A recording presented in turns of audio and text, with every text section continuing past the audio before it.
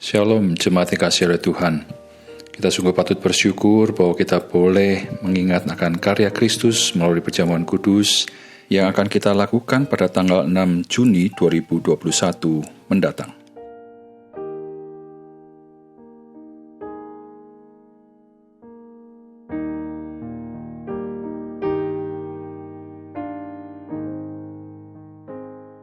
Teks 1 Korintus pasal 11 ayat 23 sampai 26 yang tadi kita baca boleh mengingatkan kita akan beberapa makna dalam perjamuan kudus itu sendiri.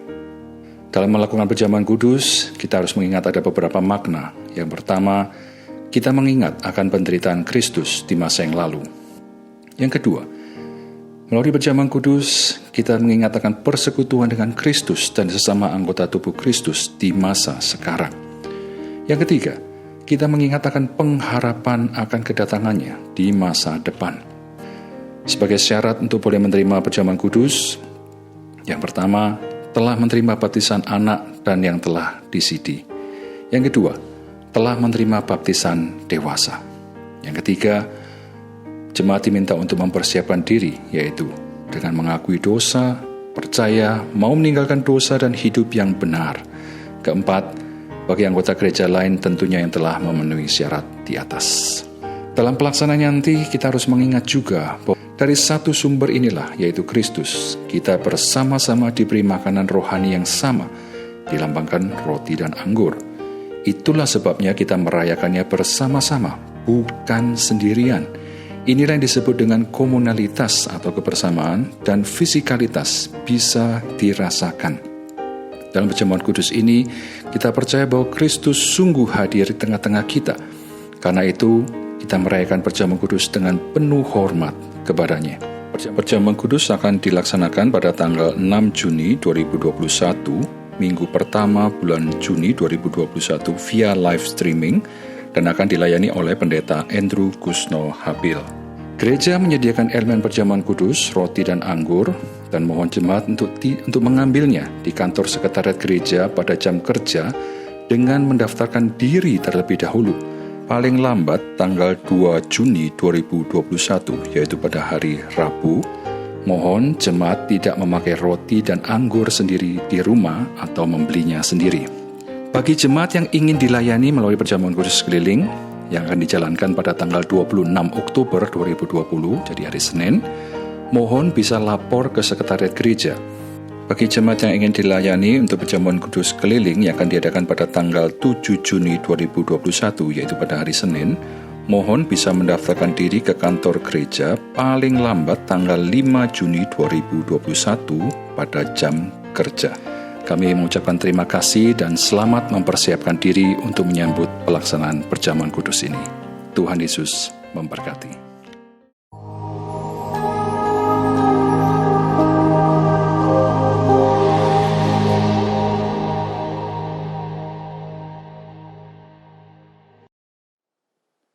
Shalom, jemaat yang kasih oleh Tuhan.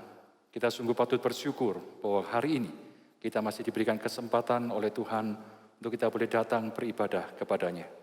Mari kita bangkit berdiri, kita mempersiapkan diri kita, menenangkan hati dan pikiran untuk boleh datang beribadah kepadanya. Kita mengambil waktu teduh di hadapan Tuhan.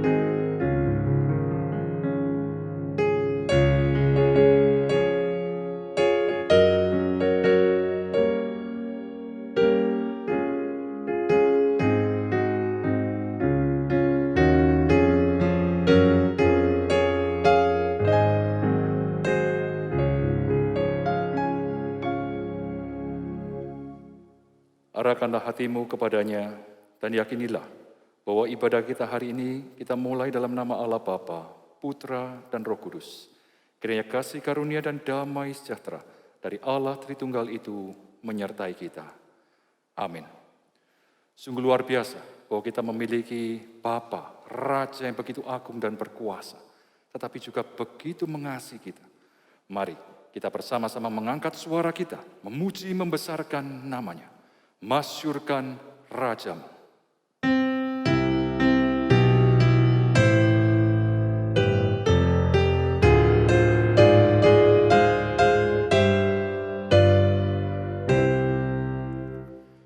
Masyurkan Rajamu dan sembahlah Dia. Angkatlah suaramu bernyanyi bergemar.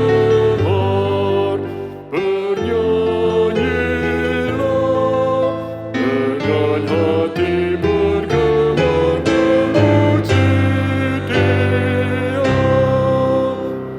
Kristus memerintah, kasih-Nya besarlah. Nya basuh dosaku, Nya bertata tinggi. Bernyanyilah dengan hati bergemar memuji Dia.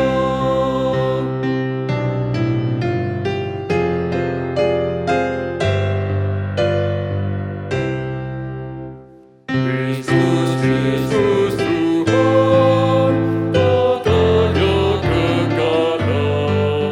Kunci kerajaan mau diberikan padanya. Bernyanyilah dengan hati bergemar memuji Dia.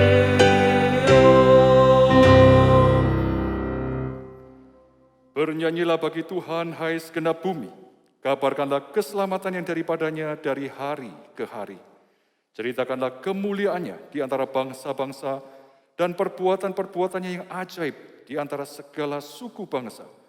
Sebab besar Tuhan dan terpuji sangat dan lebih dahsyat Ia daripada segala Allah. 1 Tawarik 16 ayat 23 sampai 25. Jemaat silakan duduk kembali. Dalam segala pergumulan dan permasalahan yang kita hadapi, mari kita selalu datang dan berserah kepadanya. Mohon pimpinan dan pertolongannya. Aku berserah.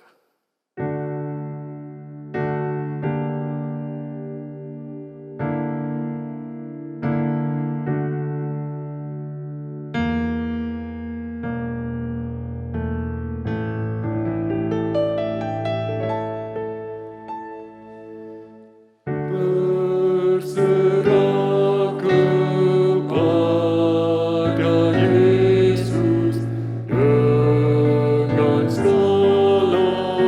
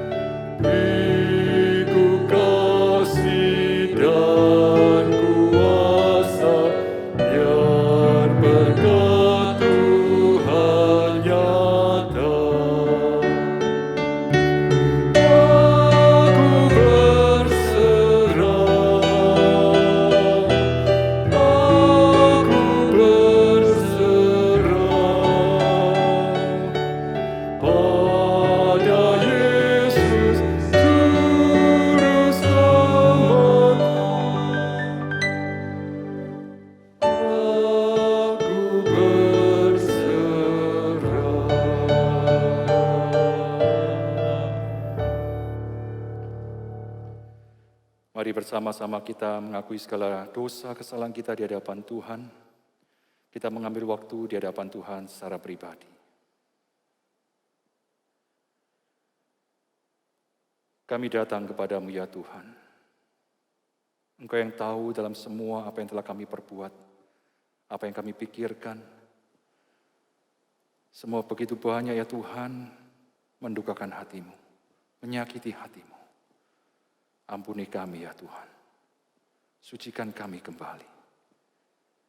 Kami rindu ya Tuhan bahwa kami sungguh boleh menjadi anak-anak-Mu yang menyenangkan hatimu, yang boleh taat akan kebenaran firman-Mu. Tuhan, kami sungguh perlu akan pertolongan-Mu. Terima kasih, karena Engkau begitu mengasihi kami, dan Engkau sudah mengampuni kami. Terima kasih Bapa. Di dalam nama-Mu Yesus Kristus kami berdoa. Amin. Berita anugerah terambil dalam kitab Yeskiel pasal 37 ayat 23 yang mencatat, "Tetapi aku akan melepaskan mereka dari segala penyelewengan mereka, dengan mana mereka berbuat dosa, dan mentahirkan mereka, sehingga mereka akan menjadi umatku, dan aku akan menjadi Allahnya." Saya undang jemaat boleh bangkit berdiri. Sebagai petunjuk hidup baru terambil dalam surat Yakobus pasal yang pertama ayat 21 sampai 22. "Sebab itu, buanglah segala sesuatu yang kotor dan kejahatan yang begitu banyak itu, dan terimalah dengan lemah lembut firman yang tertanam di dalam hatimu, yang berkuasa menyelamatkan jiwamu.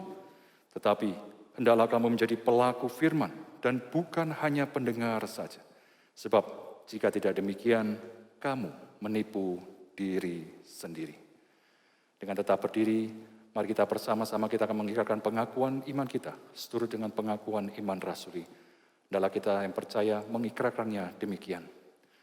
"Aku percaya kepada Allah, Bapa yang Maha Kuasa, Khalik langit dan bumi, dan kepada Yesus Kristus, Anaknya yang tunggal Tuhan kita, yang dikandung dari Roh Kudus, lahir dari anak darah Maria, yang menderita sengsara di bawah pemerintahan Pontius Pilatus, disalibkan, mati dan kuburkan, turun dalam kerajaan maut. Hari yang ketiga, bangkit pula dari antara orang mati, naik ke surga, duduk di sebelah kanan Allah, Bapa yang Maha Kuasa, dan dari sana Ia akan datang untuk menghakimi orang yang hidup dan yang mati. Aku percaya kepada Roh Kudus, gereja yang kudus dan am, persekutuan orang kudus, pengampunan dosa, kebangkitan tubuh, dan hidup yang kekal. Amin." Jemaat sedang duduk kembali. Kita akan bersama-sama mendengarkan pemberitaan firman Tuhan yang akan dilayani oleh penginjil Roni Samuel.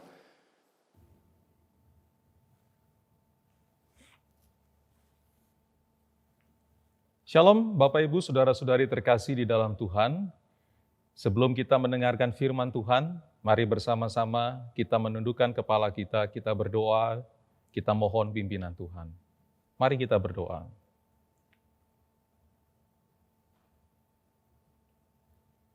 Ya Allah yang Maha Murah, Allah yang senantiasa memanggil kami untuk mendekat kepadamu.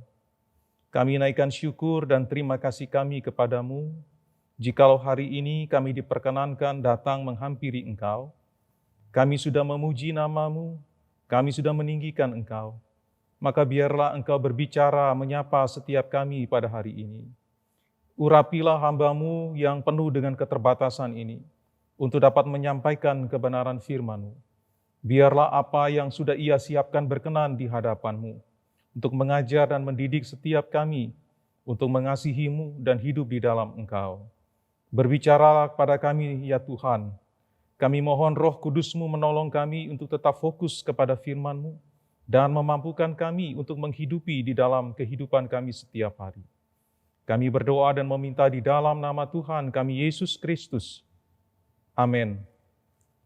Bapak Ibu Saudara-saudari terkasih di dalam Tuhan, mari bersama-sama saya mengajak kita membaca dari Yesaya pasal 7 ayat 1 sampai dengan 9 sebagai dasar di dalam pemberitaan firman Tuhan pada hari ini.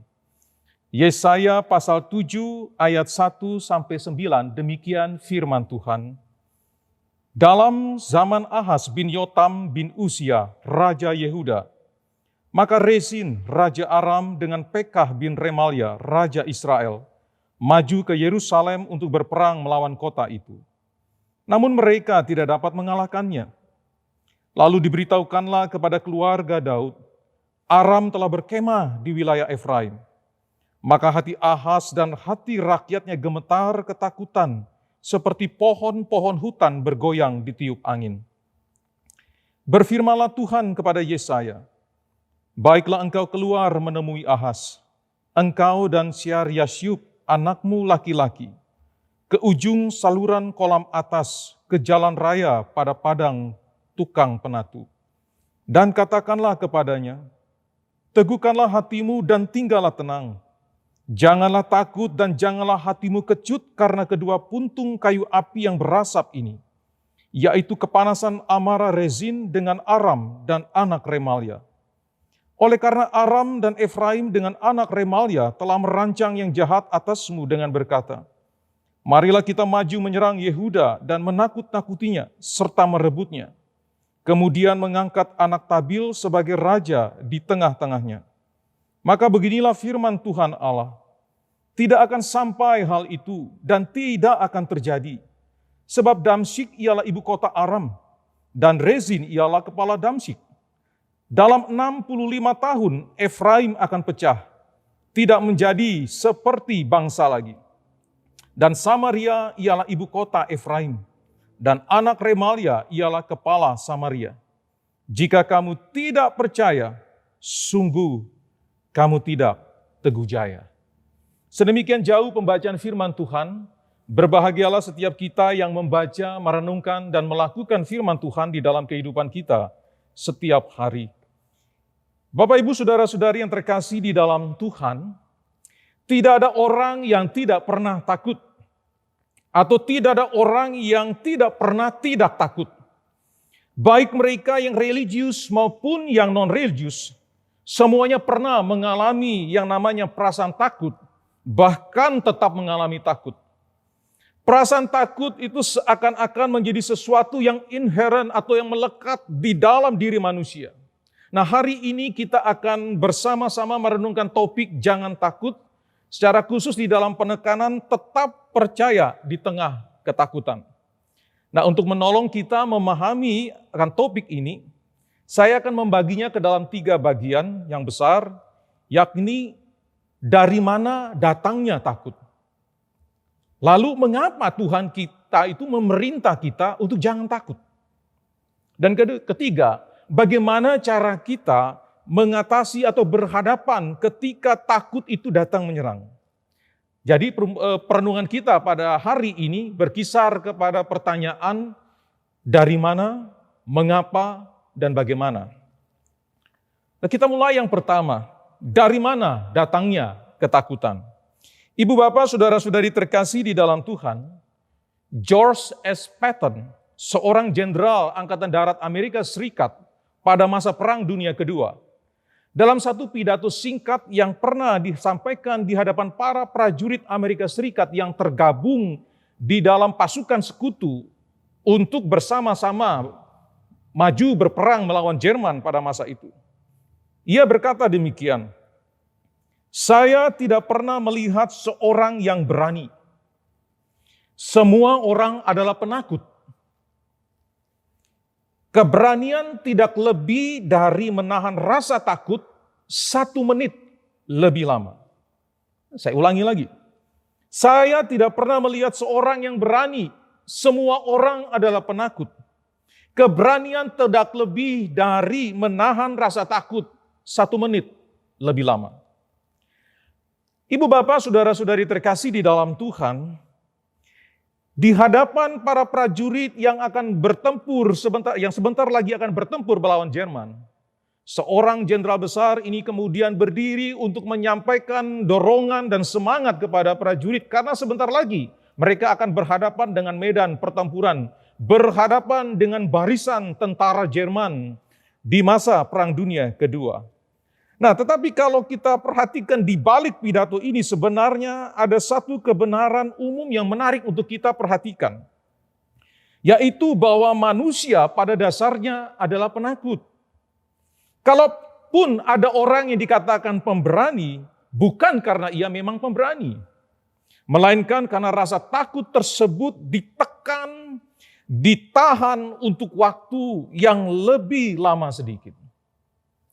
Nah, Bapak Ibu Saudara-saudari terkasih di dalam Tuhan, Aristoteles, seorang filsuf Yunani, di dalam satu karyanya menuliskan mengenai takut demikian, bahwa takut itu adalah satu penderitaan atau gangguan karena sebuah gambaran mental dari beberapa kejahatan yang merusak atau menyengsarakan di masa depan.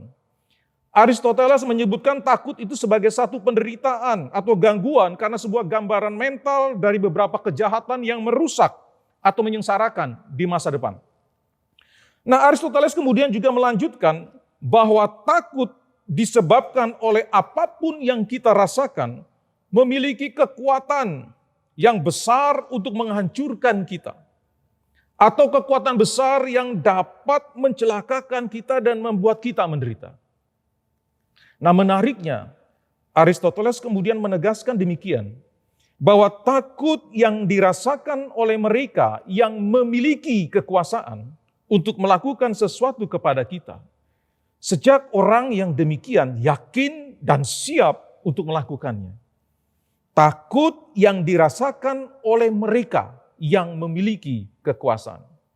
Nah, di sini kita melihat bahwa Aristoteles melihat bahwa ketakutan bukan saja suatu penderitaan atau gangguan, karena memiliki gambaran mental tentang sesuatu yang memiliki potensi untuk merusak dan mencelakakan kita. Merusak dan mencelakakan seseorang di masa depan. Takut yang dialami, dipahami juga sebagai akibat dari kekuatan yang besar yang menghancurkan. Dan pada akhirnya, orang yang mengalami ketakutan melakukan teror, melakukan intimidasi ketakutan juga kepada orang lain. Di sini kita melihat seperti ada sebuah siklus lingkaran yang tiada henti. Orang yang mengalami ketakutan melakukan intimidasi, teror ketakutan juga kepada orang lain. Orang yang mengalami gangguan atau mengalami sesuatu yang berbahaya, yang dapat membahayakan dirinya, yang mencelakakan dirinya. Kemudian sekarang ia melakukan semacam intimidasi, teror, ketakutan juga kepada orang lain. Namun pertanyaannya, Bapak Ibu Saudara-saudari sekalian, dari mana asal datangnya takut itu? Dari manakah asal muasal takut itu sendiri? Alkitab menjelaskan bahwa rasa takut pertama kali muncul itu ketika manusia jatuh di dalam dosa. Di dalam Kejadian 3 ayat 10 dicatat demikian bahwa setelah Adam dan Hawa jatuh di dalam dosa karena memakan buah dari pohon yang dilarang untuk dimakan.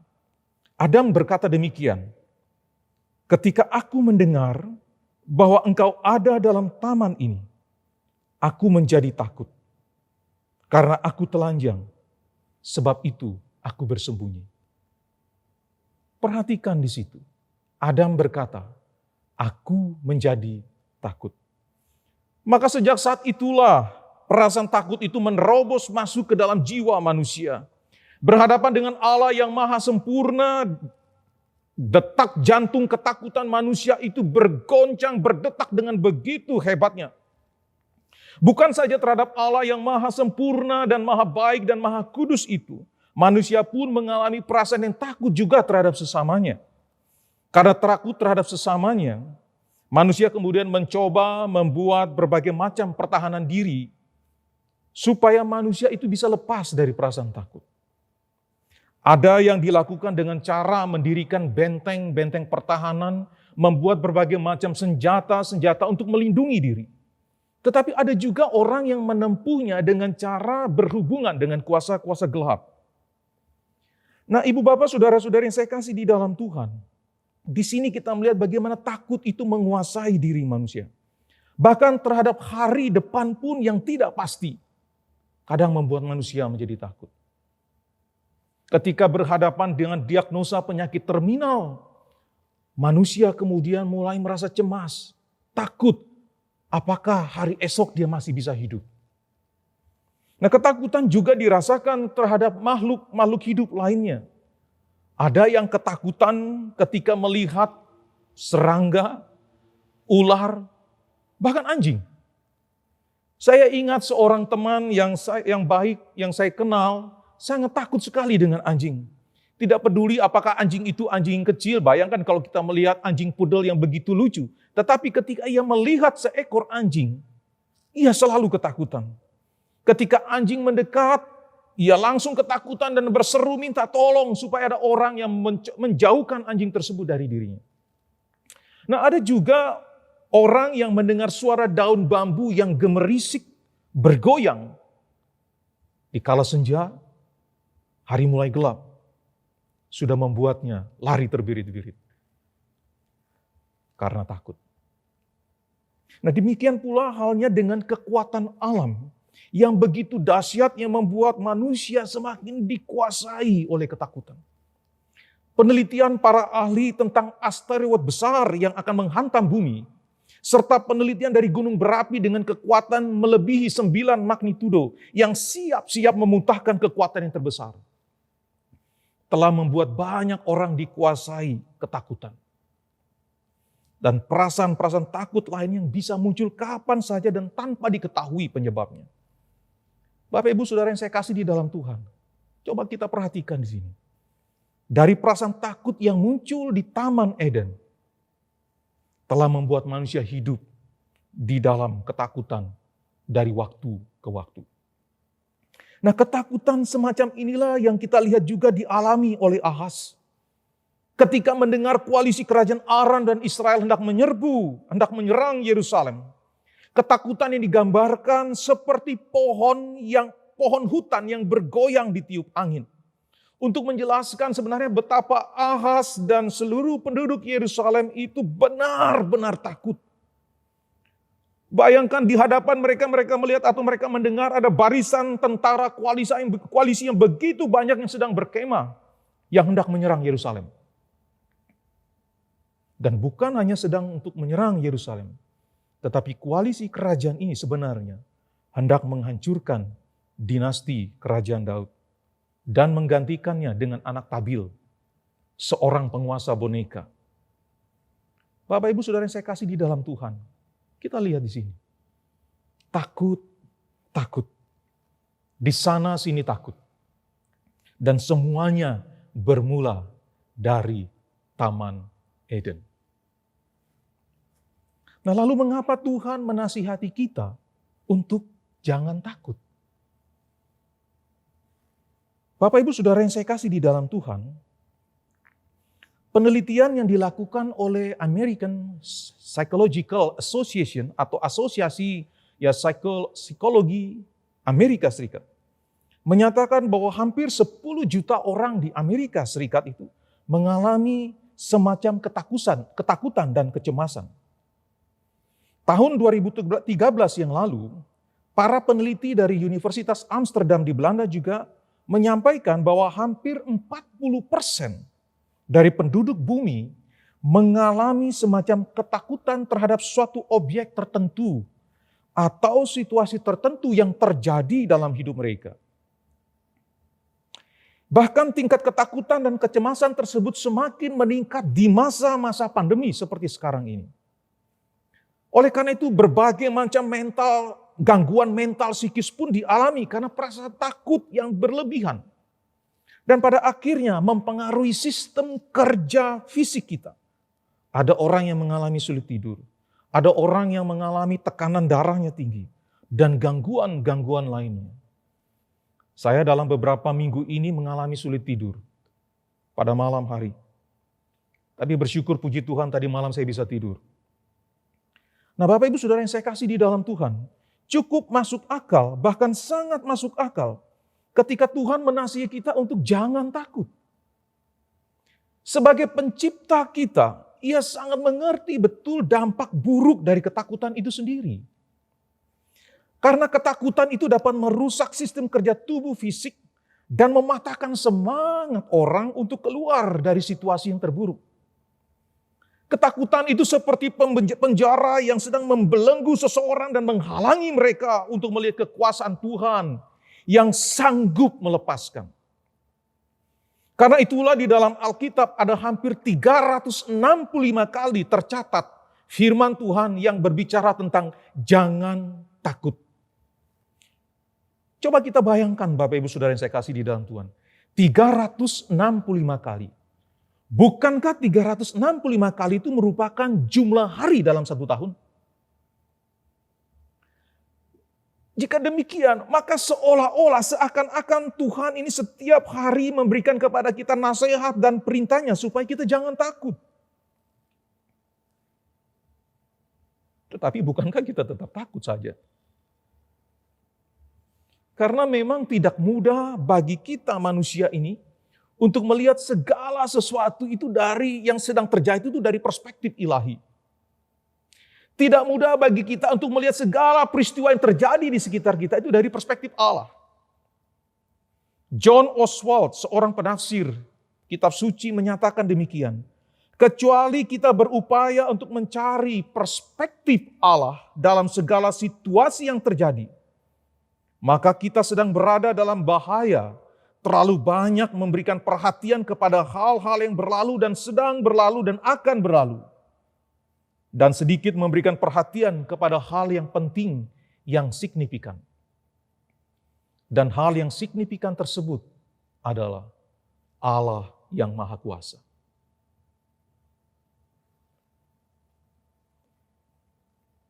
Kepada Ahaz, Tuhan menyampaikan firman-Nya melalui Nabi Yesaya. Teguhkanlah hatimu dan tinggallah tenang. Janganlah takut dan janganlah hatimu kecut. Ketika Tuhan menyampaikan kepada Ahaz, janganlah takut dan janganlah hatimu kecut. Karena persoalan yang sedang dihadapi, sesungguhnya Tuhan tahu bahwa apa yang sedang dialami oleh Ahaz itu di mata Tuhan itu adalah persoalan yang kecil. Untuk itulah Tuhan berkata melalui Yesaya itu bahwa koalisi dua kerajaan itu seperti dua puntung kayu api yang berasap. Puntung kayu api ini memang dapat membakar. Namun ia tetaplah puntung kayu api yang berasap. Yang apinya hampir mati, bahkan sudah mati. Dan hanya bisa mengeluarkan asap saja. Nah, di dalam hal ini Tuhan sedang membawa Ahaz ini untuk melihat kekuatan, untuk melihat ketakutannya itu dari perspektif Allah. Yakni Allah yang maha besar itu, bahwa Allah yang maha kuasa itu sanggup melepaskan mereka. Bapak Ibu Saudara yang saya kasih di dalam Tuhan, tidak ada persoalan yang terlalu besar di mata Tuhan. Mata kita itu saja yang melihat persoalan tersebut begitu besar. Sehingga membuat kita takut dan ketakutan. Serta menghalangi kita untuk melihat kuasa Tuhan yang begitu besar yang sanggup menembus persoalan tersebut. Nah, Tuhan menasihati kita untuk jangan takut. Karena kuasanya itu lebih besar dari ketakutan yang kita alami. Namun jujur harus kita akui bahwa memang tidak mudah untuk tidak takut. Mengingat secara natur kita manusia ini, kita adalah orang-orang yang tidak bisa tidak takut. Artinya, kita adalah orang yang penakut. Nah, ketika Tuhan meminta kita untuk tinggal tenang dan jangan takut, natur manusia kita yang telah berdosa ini mendesak kita untuk tetap takut. Sehingga takut itu mulai menggerogoti kita, menguasai kita. Nah, mengapa demikian? Karena kita terlalu cepat menyimpulkan bahwa Allah itu hanya peduli kepada persoalan-persoalan rohani yang sifatnya rohani. Sementara hal-hal yang sifatnya praktis tidak diperhatikan Allah. Padahal Allah begitu peduli dengan kehidupan kita. Bapak Ibu Saudara yang saya kasih di dalam Tuhan, di dalam rangkaian khotbah di bukit, Tuhan Yesus menyampaikan kepada pendengarnya pada waktu itu, jikalau burung-burung di udara saja dipelihara Tuhan, apalagi kita manusia yang dikasihinya. Bahkan Paulus menegaskan di dalam Roma pasal 8 ayat 31 sampai 32 demikian, jika Allah di pihak kita, siapakah yang akan melawan kita? Ia, yakni Allah, yang tidak menyayangkan anaknya sendiri, tetapi yang menyerahkannya bagi kita semua untuk menyelamatkan kita ini. Bagaimanakah mungkin Ia tidak mengaruniakan segala sesuatu kepada kita bersama-sama dengan Dia? Jikalau Allah di pihak kita, siapakah yang dapat melawan kita? Bahkan dikatakan bagaimana mungkin jikalau Allah itu yang tidak menyayangkan anaknya, yang bahkan menyerahkannya untuk keselamatan kita. Ia tidak mengaruniakan kepada kita segala sesuatu bersama-sama dengan Dia, yakni Kristus. Bapak Ibu Saudara yang saya kasih di dalam Tuhan, itulah alasan mengapa Allah berfirman kepada kita, agar jangan takut. Karena Tuhan yang Maha Kuasa, Allah yang Maha Kuasa, El Shaddai itu, ada di pihak kita, bersama-sama dengan kita. Lalu bagaimana caranya kita berhadapan dengan ketakutan yang menyerang? Bagaimana caranya ketika takut itu menyerang? Bagaimana kita mengatasinya? Bapak Ibu Saudara yang saya kasih di dalam Tuhan, realitas Tuhan yang Maha Kuasa ada di pihak kita bersama-sama dengan kita. Tidak serta-merta membuat perasaan takut kita itu hilang. Perasaan takut itu tetap ada dan menguasai kita. Bahkan kadangkala di tengah perasaan takut yang menyerang,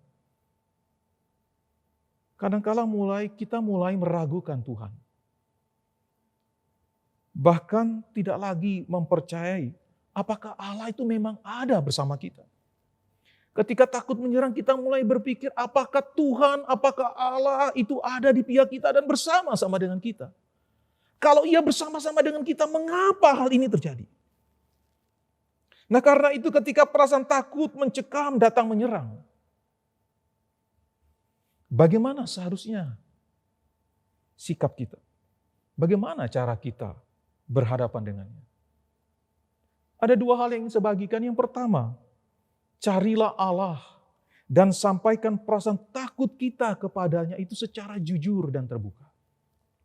Bapak Ibu Saudara yang saya kasih di dalam Tuhan, kalau kita melihat di dalam catatan Yesaya pasal 7 ini, ketika Ahaz itu dikepung oleh koalisi kerajaan Aram dan Israel yang membuatnya takut dan gemetar, alih-alih mencari Allah dan menyampaikan ketakutannya, Ahaz justru mengandalkan kemampuan diri untuk mengatasi persoalan tersebut.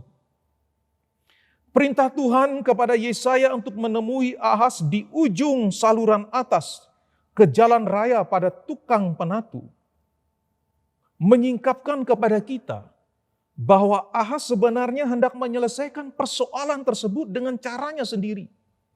Yakni dengan cara apa? Ia mencoba memeriksa persediaan perbekalan yang dimiliki. Ia berpikir, apakah perbekalanku cukup untuk bertahan melawan pasukan Aram dan Israel? Bahkan kalau kita membaca di dalam Kisah 2 Raja-Raja pasal 16 dan 2 Tawarik pasal 28, di sana juga dicatat bagaimana Ahaz juga mencari bantuan kepada kerajaan Asyur. Dengan cara apa? Dengan cara ia mengambil harta perbendaharaan di bait Allah yang adalah milik Allah yang disediakan untuk pelayanan di dalam bait Allah. Diserahkan kepada Raja Asyur sebagai bayaran. Supaya Raja Asyur jangan menyerang Yerusalem, tetapi menyerang Israel dan Aram. Karena pada waktu itu juga sebenarnya Asyur beritikat juga untuk menyerang Yerusalem. Nah Bapak Ibu Saudara yang saya kasih di dalam Tuhan, Ahaz lebih memilih dengan caranya sendiri. Padahal Allah itu lebih besar dari koalisi dua kerajaan Aram dan Israel. Bahkan lebih besar dari Asyur. Namun Ahaz mengabaikan hal tersebut. Nah ketika berhadapan dengan perasaan takut yang mencekam, yang membuat kita gentar Bapak Ibu Saudara yang saya kasih di dalam Tuhan. Maka nasihat firman Tuhan mengajak kita carilah Allah dan sampaikanlah segala ketakutan kita kepada Allah. Allah memang mengetahui segala situasi yang kita sedang hadapi. Allah mengetahui segala hal yang sedang menimpa hidup kita. Namun Ia ingin kita datang dan menyampaikannya kepadanya secara jujur dan terbuka. Sebagai bentuk penyerahan diri kita kepadanya. Seperti Petrus yang di dalam ketakutannya berseru kepada Tuhan Yesus ketika dirinya itu mulai perlahan-lahan tenggelam oleh karena terpaan angin yang begitu kencang, kemudian air gelombang di Danau Galilea itu sudah mulai mencapai lututnya dan ia mulai tenggelam, dan di situ dia berseru kepada Tuhan di dalam ketakutannya, "Tuhan, tolonglah." Dan Yesus menolongnya. Tahun lalu seorang yang saya kenal itu mengirimkan pesan WhatsApp kepada saya, mengucapkan terima kasih atas renungan dari kitab Mazmur yang saya kirim kepadanya itu setiap hari. Dan ada satu bagian kitab Mazmur itu yang begitu menyentuh dirinya. Nah, renungan tersebut berbicara mengenai sikap kita manakala ketakutan menyerang. Di dalam renungan itu saya tuliskan bahwa daripada kita dikuasai oleh perasaan ketakutan yang kita sendiri tidak bisa atasi, maka lebih baik rasa takut itu kita bawa dan kita sampaikan kepada Tuhan. Daripada rasa takut itu menawan kita dan menguasai kita dan memenjarakan kita di dalamnya. Kita bawa rasa takut itu kepada Tuhan. Kita sampaikan kepada Tuhan. Nah, setelah membaca renungan tersebut, beliau kemudian menelpon saya hari itu juga ketika setelah dia membaca. Dan dia mengungkapkan segala hal yang membuatnya cemas dan takut. Dia berkata, "Pak Roni, saya ketakutan. Saya takut. Saya takut sampai kadang membuat saya tidak bisa tidur dengan enak." Lalu saya mengajak beliau berdoa dengan menyebutkan hal-hal yang membuatnya merasa cemas dan takut. Menyerahkannya kepada Tuhan yang Maha Besar, yang kuasanya itu melampaui dari ketakutan yang ia alami. Bapak Ibu Saudara yang saya kasih di dalam Tuhan, mungkin kita berpikir bahwa mencari Allah dan menyampaikan segala perasaan ketakutan itu merupakan sesuatu hal yang tidak patut. Karena kita berpikir, ngapain kita mau repotkan Allah dengan persoalan yang membuat kita cemas dan takut? Ngapain kita sibukkan Allah dengan hal-hal demikian? Bukankah Allah ini sudah terlalu sibuk mengurus dunia ini? Bukankah Allah ini sudah terlalu sibuk karena Dialah yang menopang seluruh dunia ini? Ngapain lagi kita sibukkan Allah dengan perasaan cemas dan ketakutan kita? Bapak Ibu Saudara yang saya kasih di dalam Tuhan, kalau kita berpikir demikian, saya khawatir kita memiliki konsep yang salah tentang Allah yang kita percayai. Allah kita bukanlah Allah yang hanya ingin dipuji dari waktu ke waktu. Allah kita bukan Allah yang seperti itu. Dia juga adalah Allah yang ingin mendengarkan anak-anaknya itu berseru kepadanya. Ia juga ingin agar anak-anaknya itu menyampaikan segala isi hati, keluh kesahnya, bahkan menyampaikan rasa cemas dan ketakutannya. Karena itu Bapak Ibu Saudara yang saya kasih di dalam Tuhan, ia pun sebenarnya mau mendengarkan, bahkan rindu mendengarkan kita datang kepada itu, mengungkapkan segala isi hati kita, mengungkapkan segala keluhan kita, mengungkapkan segala perasaan yang membuat kita cemas dan takut. Nah, hal ini dimungkinkan oleh karena Yesus Kristus Tuhan kita. Di dalam catatan Ibrani pasal 4 ayat 14 sampai 16 dikatakan demikian. Kita sekarang mempunyai imam besar agung, yaitu Yesus anak Allah. Imam besar yang kita punya bukanlah imam besar yang tidak dapat turut merasakan kelemahan-kelemahan kita. Sebaliknya sama dengan kita, ia telah dicobai. Perhatikan di sini. Ia merasakan kelemahan-kelemahan kita. Ia juga telah dicobai, hanya bedanya tidak berbuat dosa. Dan karena itu penulis Ibrani kemudian mendorong kita, karena itu sebab itu marilah kita dengan penuh keberanian menghampiri takhta kasih karunia Allah. Supaya kita menerima rahmat dan menemukan kasih karunia untuk mendapat pertolongan kita pada waktunya. Penulis Ibrani dengan melihat karya Yesus bahwa dia adalah imam besar yang ada di sisi kanan Bapa itu. Dia mendorong kita, mari kita datang ke tahta kasih karunia. Mari cari Allah dan sampaikanlah apa yang menjadi pergumulan kita. Apa yang ada di dalam hati kita. Apa yang membuat kita cemas dan takut.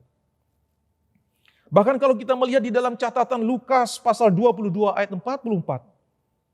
Di situ kita perhatikan bahwa Yesus pun pernah mengalami yang namanya ketakutan. Bahkan dikatakan itu ia sangat ketakutan.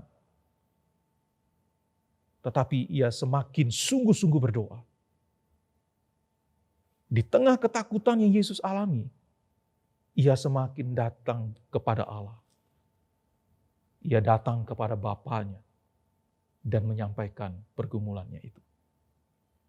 Bapak, Ibu, saudara-saudari yang saya kasih di dalam Tuhan, ketika ketakutan menguasai, carilah Allah dan sampaikanlah perasaan takut yang kita alami kepadanya itu dengan jujur dan terbuka.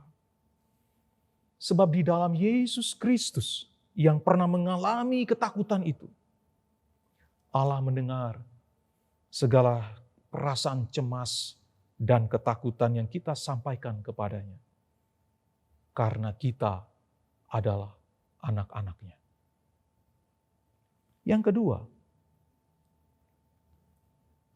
percayalah kepada Tuhan dan percayakanlah hidup kita kepada Tuhan yang sanggup bertindak. Bapak, Ibu, saudara yang saya kasih di dalam Tuhan, setelah kita mencari Allah dan menyampaikan segala hal yang membuat kita takut, percayakanlah diri kita kepada Tuhan yang sanggup bertindak. Percayakanlah diri kita kepada Tuhan yang sanggup melakukan melampaui apa yang kita pikirkan.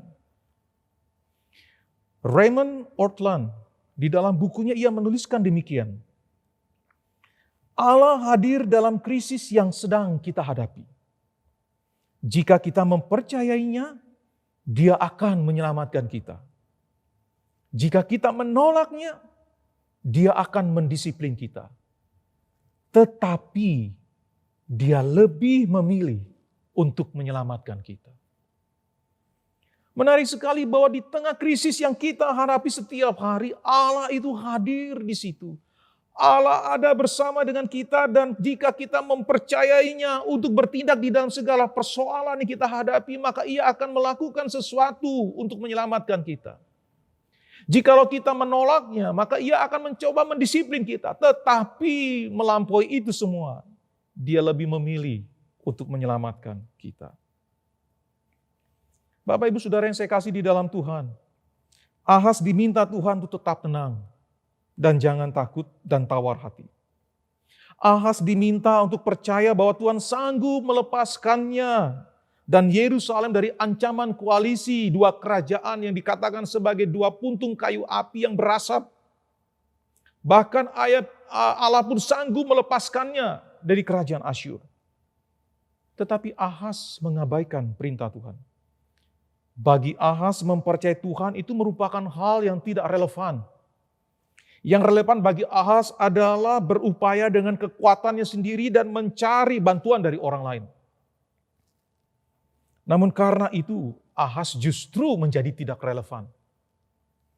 Mempercayai kekuatan diri dan manusia justru membuatnya semakin hancur.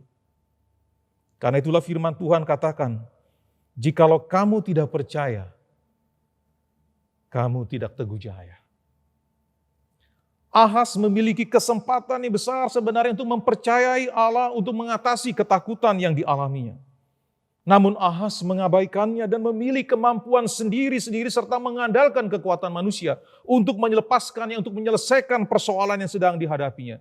Tetapi hanya untuk menemukan atau mendapatkan ketakutan-ketakutan berikutnya. Ahaz memilih untuk bersikap otonom. Ahaz memilih bersikap mandiri dan tidak mau tunduk kepada otoritas Allah yang sanggup melepaskan dia. ia tidak mempercayakan hidupnya kepada Allah.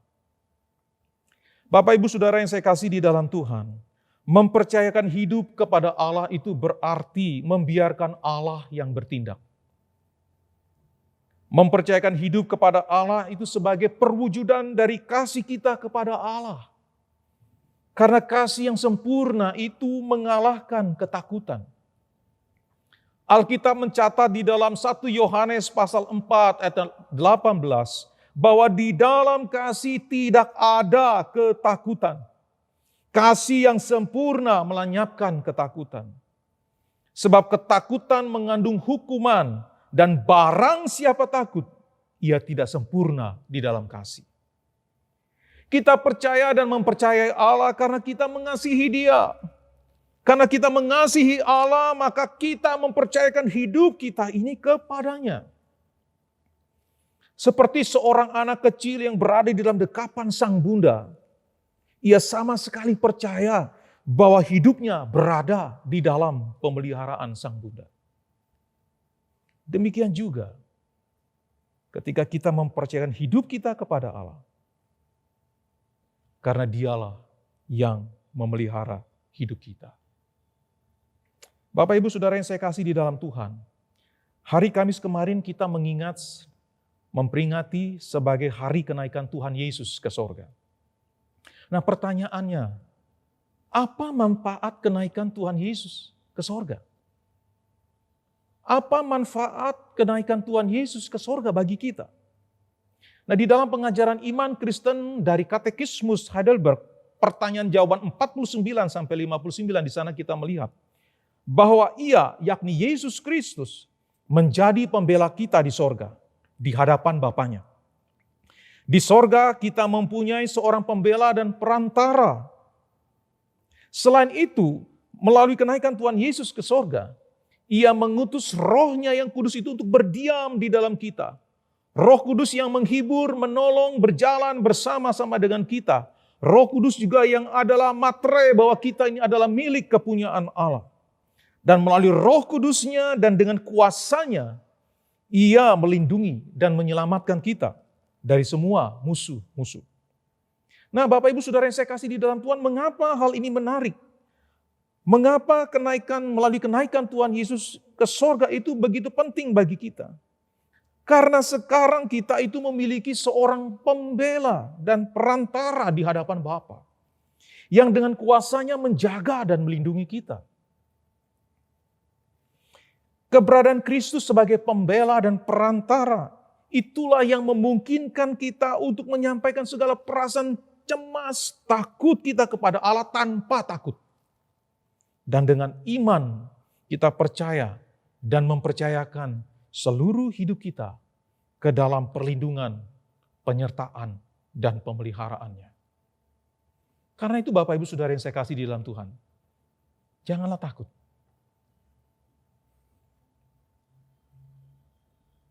Tetapi ketika takutan itu menguasai kita, menyerang kita, mengejar kita, firman Tuhan mengajak kita, carilah Tuhan.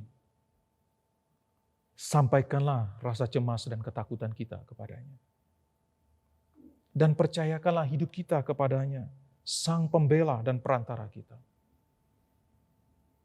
Percayakanlah hidup kita kepadanya karena kita mengasihi Dia.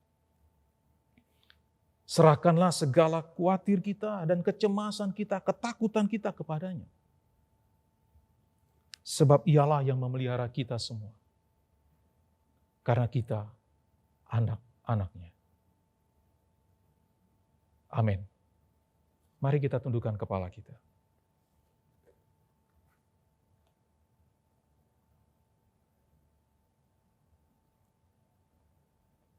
Ya Tuhan,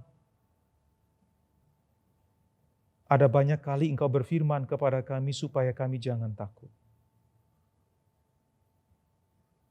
Tetapi kami sadari bahwa kami masih sering takut.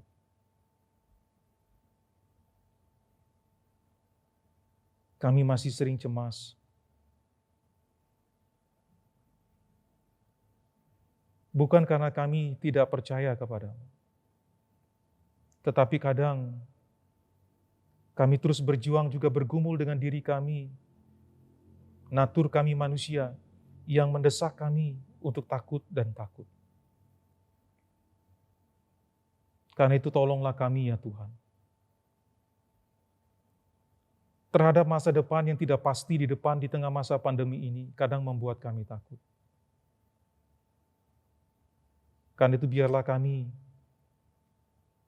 mempercayakan diri kami sepenuhnya kepadamu, yang sudah terlebih dahulu berjalan di depan, yang sudah mengetahui ujung akhir dari segala yang terjadi di dunia ini.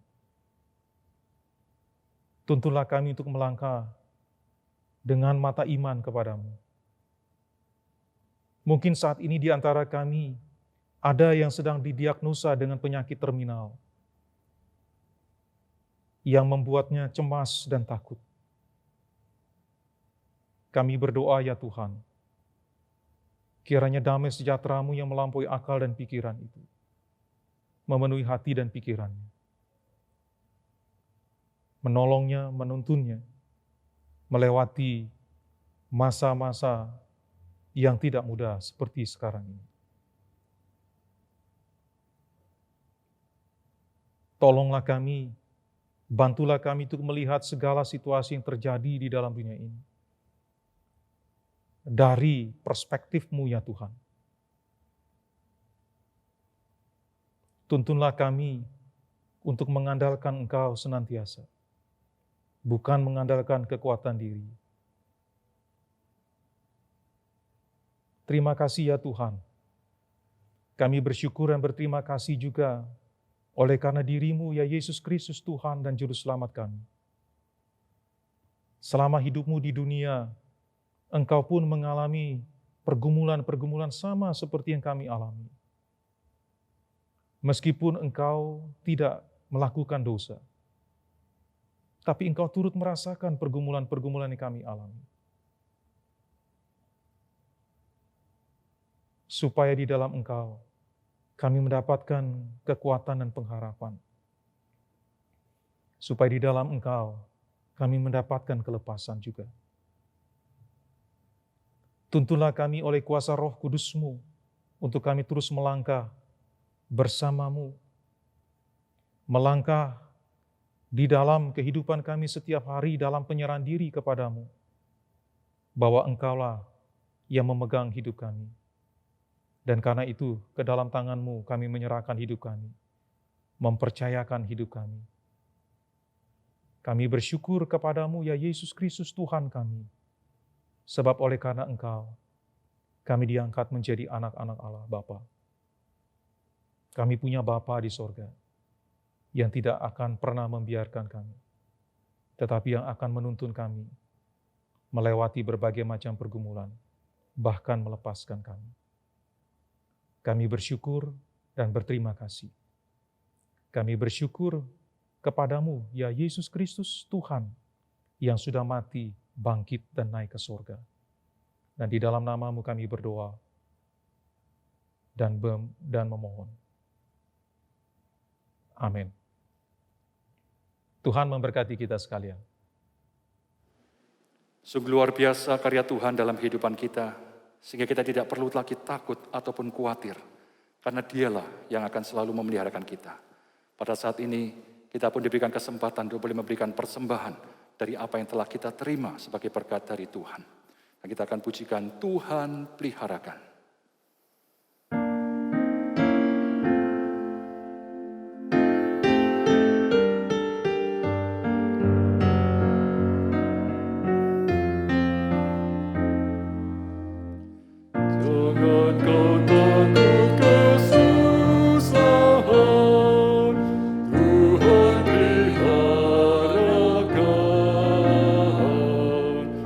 Padanya ada berhenti.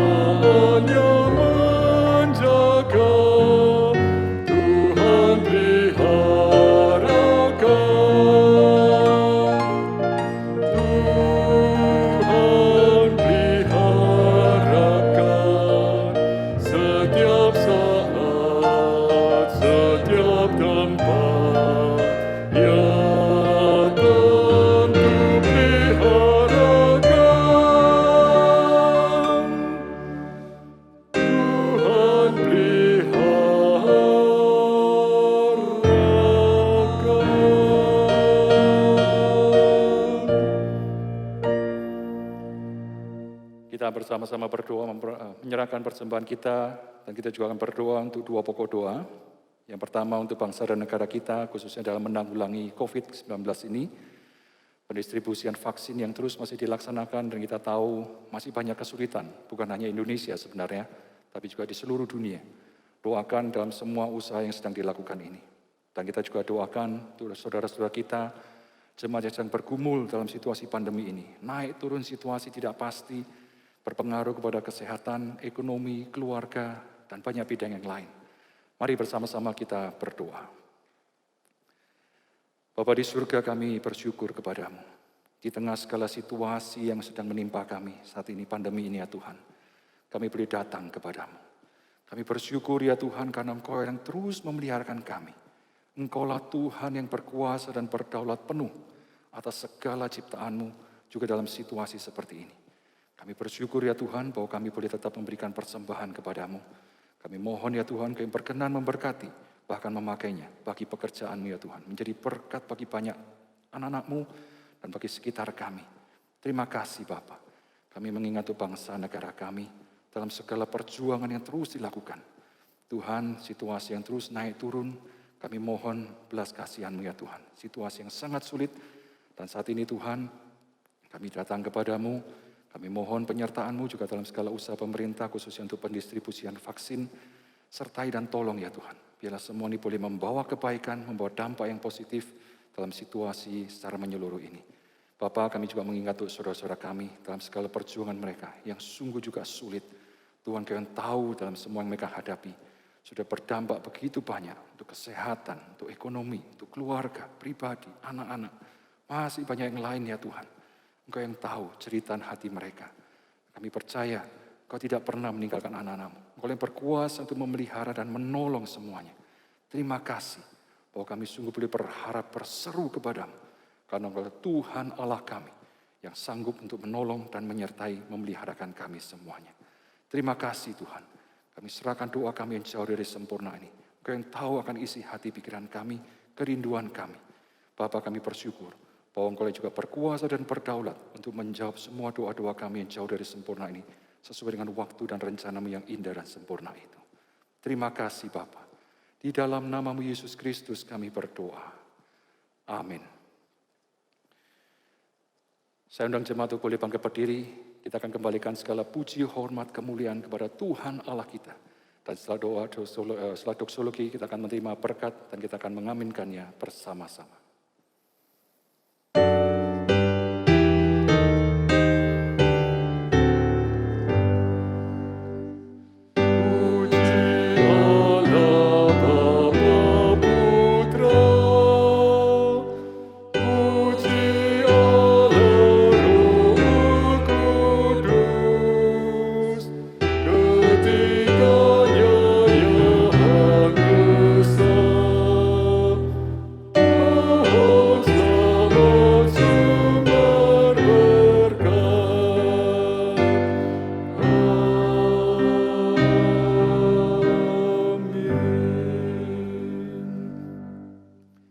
Jemaat dikasihi oleh Tuhan, arahkan hatimu dan hidupmu kepada Tuhan dan terimalah berkat-Nya. Damai sejahtera dan kasih karunia yang kekal dari Allah Bapa, kasih sayang tidak pernah berubah dari Tuhan kita Yesus Kristus, penghiburan, kekuatan, dan pertolongan yang jauh melampaui akal pikiran manusia dari Allah Roh Kudus, kiranya menyertai dan memelihara iman dan hidupmu, dan memampukanmu untuk selalu berharap kepadanya, menikmati karyanya, dan menjadi saksi bagi kemuliaannya mulai saat ini sampai selama-lamanya.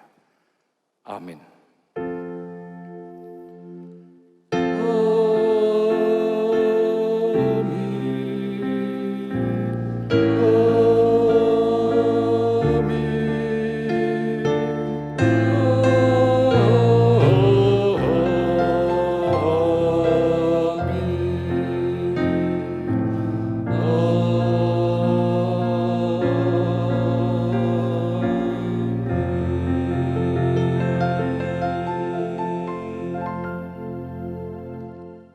Saat teduh ibadah selesai, Tuhan Yesus memberkati.